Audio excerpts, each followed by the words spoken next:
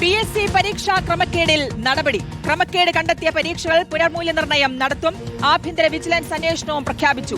Vigilance എസ്പിയുടെ നേതൃത്വത്തിലായിരിക്കും അന്വേഷണം. ആസൂത്രണ board സുപ്രധാന തസ്തികകളിലെ പരീക്ഷകളിലാണ് ക്രമക്കേട് കണ്ടെത്തിയത്.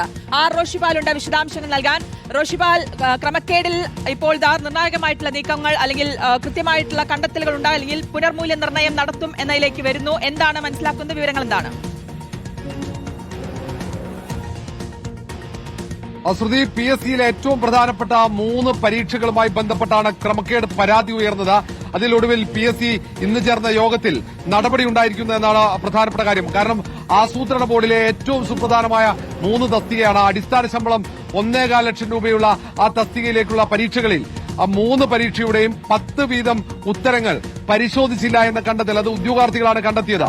ആദ്യഘട്ടത്തിൽ തന്നെ അവർക്ക് സംശയമുണ്ടായപ്പോൾ ഉത്തരക്കടലാസിന്റെ പകർപ്പ് ചോദിച്ചു. പക്ഷേ PSC എല്ലാ ചട്ടങ്ങളും മറികടന്ന് പകർപ്പ് നൽകാൻ തയ്യാറായില്ല. ഒടുവിൽ വിവരാവകാശ നിയമപ്രകാരം നൽകിയ അപേക്ഷയിലാണ് 1 വർഷം കഴിഞ്ഞിട്ട് ഉത്തരക്കടലാസിന്റെ പകർപ്പ് ലഭിച്ചത്.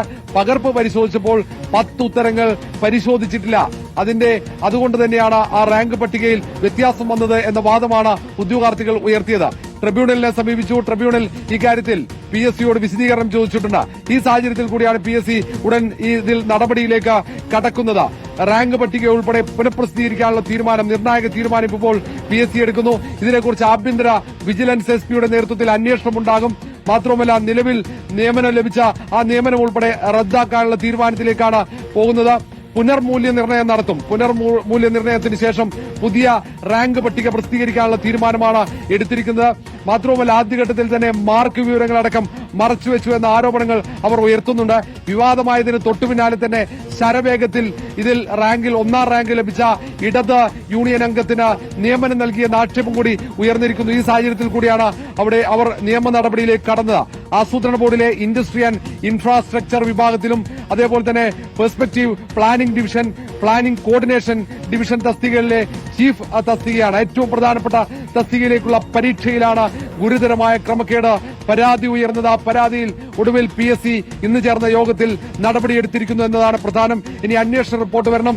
അന്വേഷണത്തിൽ ക്രമക്കേട് കണ്ടെത്തിക്കഴിഞ്ഞാൽ തുടർ നടപടികളിലേക്ക് കടക്കാനാണ് PSCയുടെ തീരുമാനം. ബോധപൂർവമായ ക്രമക്കേടാണോ അല്ലാതെ സാങ്കേതിക പിഴവാണോ സംഭവിച്ചത് എന്ന് പരിശോധിക്കാനാണ് ഇപ്പോൾ വിജിലൻസ് വിഭാഗത്തിന് നിർദ്ദേശം നൽകിയത്. 2023 ജൂലൈ 13-നായിരുന്നു പൊതു പ്രാഥമിക പരീക്ഷ നടന്നത്. 228 പേരാണ് പരീക്ഷ എഴുതിയത്. 2025 മെയ് 31-നാണ് റാങ്ക് പട്ടിക പ്രസിദ്ധീകരിച്ചത്. പതിവില്ലാത്ത വിധം PSCയുടെ ചെയർമാന്റെ നേതൃത്വത്തിലായിരുന്നു ഈ പരീക്ഷയുടെ അഭിമുഖം നടന്നത്. പരീക്ഷയ്ക്ക് ശേഷമുള്ള അഭിമുഖം നടന്നത്. അതിൽ തന്നെ ആരോപണമുണ്ടായിരുന്നു. 1ാം റാങ്കുകാരന് അരുൺ ജെ പ്രതാപിന്റെ നിയമനമാണ് പിന്നീട് വിവാദമായത്. ഇടത് സംഘടനാ പ്രവർത്തകൻ കൂടിയാണ് അരുൺ പ്രതാപ്.